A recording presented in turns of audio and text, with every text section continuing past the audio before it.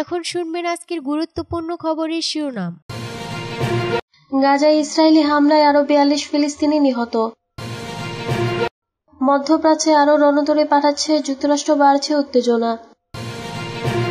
যুক্তরাষ্ট্রের কাছ থেকে সুদে আসলে সব আদায় করছে রাশিয়া।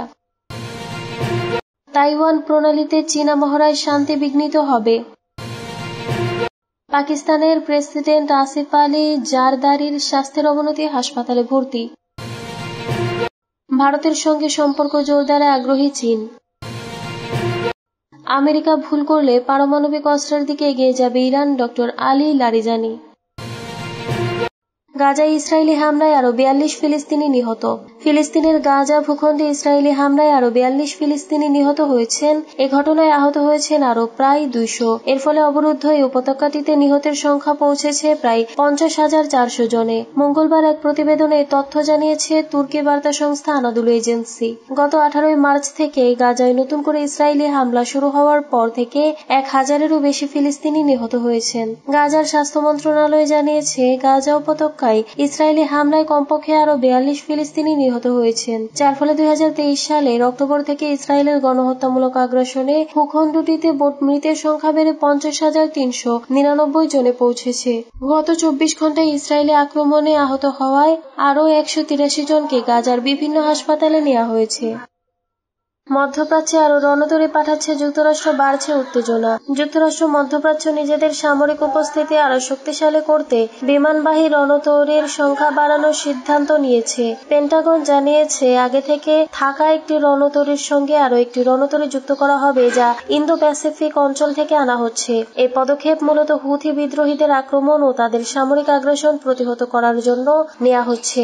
মধ্যপ্রাচ্যের বাণিজ্যিক জাহাজ ও সামরিক নৌবাহিনীর ওপর হুথিদের হামলা বেড়ে যাওয়ায় যুক্তরাষ্ট্র প্রতিদিন তাদের বিরুদ্ধে আক্রমণ চালাচ্ছে। পেন্টাগনের মুখপাত্র শন পার্নেল এক বিবৃতিতে বলেন, মধ্যপ্রাচ্যে আঞ্চলিক স্থিতিশীলতা বজায় রাখা, আগ্রাসন প্রতিহত করা এবং মুক্ত বাণিজ্যের পথ রক্ষা করার জন্য কার্ল ভিনসন রণতরী হ্যারি এস ট্রুম্যানের সঙ্গে যুক্ত হবে। তিনি আরো জানান, যুক্তরাষ্ট্রের প্রতিরক্ষা মন্ত্রী মধ্যপ্রাচ্যের বাড়তি যুদ্ধবিমান ও অন্যান্য সামরিক সরঞ্জাম মোতায়েনের নির্দেশ দিয়েছেন, যা যুক্তরাষ্ট্রের প্রতিরক্ষামূলক আকাশ সমর্থনকে আরো শক্তিশালী করবে।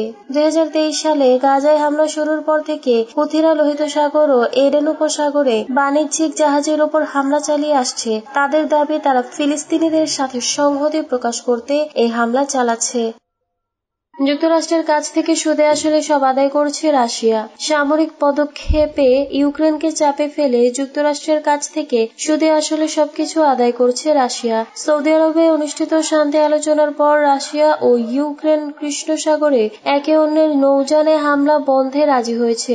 যুক্তরাষ্ট্রের মধ্যস্থতায় এ বিষয়ে ঐকমত্য পৌঁছেছে মস্কো ও কিয়েভ। তবে রাশিয়া এখানে একটি শর্ত জুড়ে দিয়েছে। তারা বলছে, তাদের ব্যাংক, উৎপাদক এবং আন্তর্জাতিক খাদ্য ও সার বাণিজ্য জড়িত রপ্তানিকারকদের উপর নিষেধাজ্ঞা প্রত্যাহার না করা পর্যন্ত কৃষ্ণ সাগরের যুদ্ধবিরতি কার্যকর হবে না। রাশিয়ার দাবি, ব্যাংকগুলোর মধ্যে সুইফট পেমেন্ট সিস্টেমের সঙ্গে পুনরায় সংযুক্ত করা খাদ্য বাণিজ্য যুক্ত রুশ পতাকাবাহী জাহাজগুলোর পরিষেবা নিষেধাজ্ঞা তুলে নেওয়া এবং খাদ্য উৎপাদনের জন্য প্রয়োজনীয় কৃষি যন্ত্রপাতি ও অন্যান্য সামগ্রীর সরবরাহে আরোপিত বিধিনিষেধ প্রত্যাহার করা। তবে হোয়াইট হাউস যে বিবৃতি দিয়েছে, তাতে বিষয়টি স্পষ্ট নয় যে এই চুক্তি কবে ও কখন থেকে কার্যকর হবে। তাইওয়ান প্রণালীতে চীনা মহড়ায় শান্তি বিঘ্নিত হবে। তাইওয়ানের প্রতি চীনের আগ্রাসী নীতি এই অঞ্চলের সুরক্ষা এবং বিশ্বের শান্তি প্রক্রিয়াতে বিঘ্ন ঘটাবে বলে মার্কিন পররাষ্ট্র মন্ত্রণালয় জানিয়েছে। মার্কিন পররাষ্ট্র মন্ত্রণালয়ের মতে, তাইওয়ান প্রণালীতে সামরিক মহড়া করে চীন স্থানীয় সুরক্ষাকে প্রশ্নের মুখে ঠেলে দিচ্ছে। চীনের সামরিক অনুশীলন। তাইওয়ানের পাশে জলপথে এবং আকাশপথে চীন তাদের সামরিক মহড়া শুরু করেছে। সেই অনুশীলনের দ্বিতীয় দিনে যুক্তরাষ্ট্রের পক্ষ থেকে এই বিজ্ঞপ্তি প্রকাশিত হয়। এই সামরিক অনুশীলনকে স্ট্রেইট থান্ডার 2025 নামে উল্লেখ করা হয়েছে। তাইওয়ান প্রণালীর মধ্য ও দক্ষিণ অংশে এই অনুশীলন চলছে। প্রসঙ্গত, এই অঞ্চলটি সারা পৃথিবীর জাহাজ পথের একটি গুরুত্বপূর্ণ অংশ। অন্যদিকে চীন জানিয়েছে, তাদের সামরিক মহড়ার উদ্দেশ্যে তাইওয়ান দ্বীপটিকে সুরক্ষিত রাখা এবং প্রয়োজনে ঠিকভাবে প্রত্যাঘাত করা। তাইওয়ানের সুরক্ষা দপ্তর সূত্রে খবর, বুধবার সকালে তাইওয়ান প্রণালীতে 10টির বেশি চীনা যুদ্ধজাহাজকে মহড়া মহড়া করতে দেখা গেছে। তাইওয়ানের প্রতিরক্ষা মন্ত্রণালয়ের তরফ থেকে জানানো হয়েছে, গত 24 ঘন্টায় চীনের 76টি যুদ্ধ বিমান এবং 15টি যুদ্ধজাহাজকে ওই অঞ্চলে দেখা গিয়েছে। এর আগে মার্চের মধ্যভাগে চীন বহু সংখ্যক ড্রোন সহ জাহাজ এই দ্বীপে পাঠিয়েছিল। তাইওয়ান চীনের এই সামরিক কার্যকলাপের নিন্দা করেছে। পাকিস্তানের প্রেসিডেন্ট আসিফ আলী জারদারির স্বাস্থ্যের অবনতি, হাসপাতালে ভর্তি। পাকিস্তানের প্রেসিডেন্ট আসিফ আলী জারদারি হাসপাতালে ভর্তি হয়েছেন।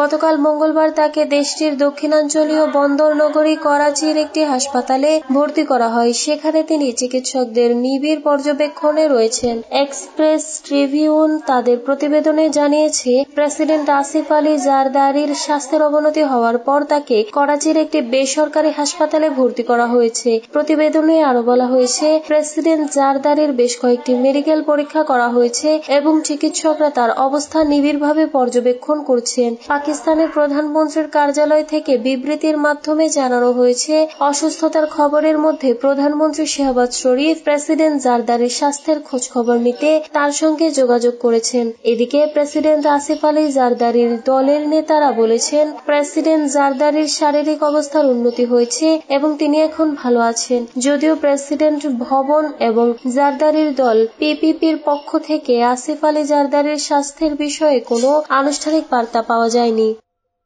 ভারতের সঙ্গে সম্পর্ক জোরদারে আগ্রহী চীন। চীনের প্রেসিডেন্ট শি জিনপিং ভারতের রাষ্ট্রপতি দ্রৌপদী মুর্মুকে বলেছেন, চীন ও ভারতের আরো ঘনিষ্ঠভাবে একসঙ্গে কাজ করা উচিত। দুই দেশের সম্পর্ক ড্রাগন হাতের ট্যাঙ্গো নৃত্যের রূপ নেওয়া উচিত। গতকাল মঙ্গলবার দুই দেশের কূটনৈতিক সম্পর্ক শুরুর 75তম বার্ষিকীতে চীন ও ভারতের প্রেসিডেন্টের পক্ষ থেকে পারস্পরিক অভিনন্দন বার্তা বিনিময় করা হয়। 2020 সালে হিমালয়ে দুই দেশের সীমান্তে সৈন্যদের মধ্যে সংঘর্ষের প্রথম উত্তেজনা কমে এসেছে। অভিনন্দন বার্তায় সি বলেছেন, প্রতিবেশীদের শান্তিপূর্ণভাবে সহাবস্থানের উপায় খুঁজে বের করা উচিত। সি আরো বলেন, গুরুত্বপূর্ণ আন্তর্জাতিক বিষয়ে যোগাযোগ ও সমন্বয় আরো গভীর করতে এবং সীমান্ত এলাকায় যৌথভাবে শান্তি রক্ষা করতে প্রস্তুত তার দেশ। আমেরিকা ভুল করলে পারমাণবিক অস্ত্রের দিকে এগিয়ে যাবে Iran, doctor Ali Larijani. America যদি কোনো ভুল করে তাহলে ইরান জনগণের চাপে পারমাণবিক অস্ত্র তৈরির দিকে এগিয়ে যেতে বাধ্য হবে বলে মন্তব্য করেছেন দেশটির সর্বোচ্চ নেতার সিনিয়র উপদেষ্টা ডক্টর আলী লারিজানি। সোমবার রাতে ইরানি টিভির একটি নিউজ টক শোতে এ মন্তব্য করেন আলী লারিজানি। আলী লারিজানি বলেছেন, ইরানের সাথে সামরিক পদক্ষেপ পরিণতিহীন নয়। ইসলামী বিপ্লবের নেতার ফতোয়া হলো পারমাণবিক অস্ত্র রাখা উচিত নয়, কিন্তু আমেরিকা বা ইসরায়েল যদি পারমাণবিক অস্ত্রের অজুহাতে ইরানে বোমা হামলা চালায় তাহলে ইরান পারমাণবিক বোমা তৈরির দিকে এগিয়ে যেতে বাধ্য হবে। ইরানের নীতি নির্ধারণী পরিষদের এই সদস্য বলেন, বোমা হামলার মাধ্যমে ইরানের পারমাণবিক কর্মসূচি ধ্বংস করা যাবে না। ইরানের পারমাণবিক প্রযুক্তি